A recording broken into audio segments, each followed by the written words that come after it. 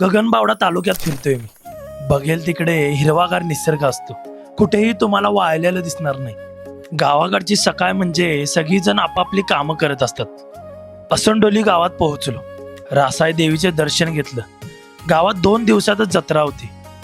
सगळीजण एकत्र जमली होती. काय केलंय? काय केलं ते हिला 40 वर्ष झाली. 40 वर्ष झाली.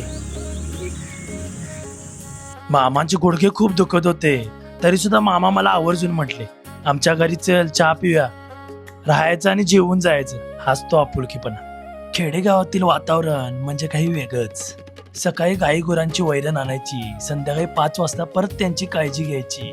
तो साधा दिनक्रम, पण त्यातच खऱ्या आयुष्याची मजा आहे.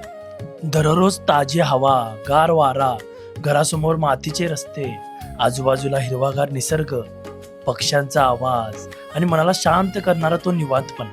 गगनबावडा तालुका फिरताना असं वाटतं की इथंच थांबावं या शांत वातावरणात. गगनबावडा तालुक्यातील गावाची नावं सांगा.